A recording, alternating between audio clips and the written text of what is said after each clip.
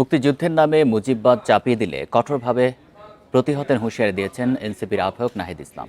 ৫ আগস্টের পর দেশে আবারও ধর্মের নামে বিভাজনের রাজনীতি ফিরে আসছে বলেও অভিযোগ করেন তিনি। ভারতীয় আধিপত্য ও আওয়ামী লীগের হাত থেকে দেশকে রক্ষার আহ্বানও জানান এনসিপি নেতারা। মঙ্গলবার বিকেলে শাহবাগে বিজয় র্যালি শেষে তারা এসব কথা বলেন। বিজয় দিবসে আগ্রাসন বিরোধী যাত্রা। দুপুর থেকে খণ্ড খণ্ড মিছিল নিয়ে বাংলা মোটরে জড়ো হতে থাকে এনসিপির নেতাকর্মীরা। বিকেল ৪টায় শুরু হওয়া র্যালিতে অংশ নেন দলটির কেন্দ্রীয় নেতারা। শাহবাগ, কাটাবন, পলাশী মোড়, শহীদ মিনার হয়ে শাহবাগে এসে শেষ হয় মিছিল।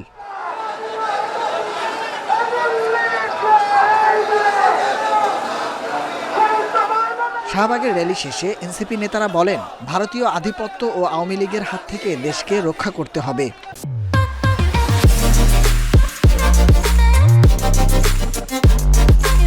বাংলাদেশের প্রত্যেকটি প্রান্ত থেকে ভারতীয় আধিপত্যবাদের শেষ বীজটাকে আমরা উৎপাদন করার মধ্য দিয়ে বাংলাদেশের চূড়ান্ত স্বাধীনতা আমরা অর্জন করব।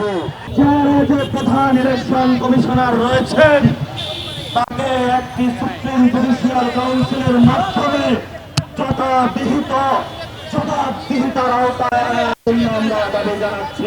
আখতার হোসেন বলেন, নরেন্দ্র মোদী বাংলাদেশের বিজয়কে ভারতের বিজয় বলে ইতিহাস বিকৃত করেছে। এই বিষয়ে সরকারকে বিবৃতি দেওয়ার আহ্বান জানান তিনি। অত্যন্ত দুঃখের বিষয়, আজকে 16 ডিসেম্বরকে নরেন্দ্র মোদী ভারতের বিজয় দিবস হিসেবে উল্লেখ করেছে। নরেন্দ্র মোদী দৃশ্যত ইতিহাস বিকৃতি করেছে।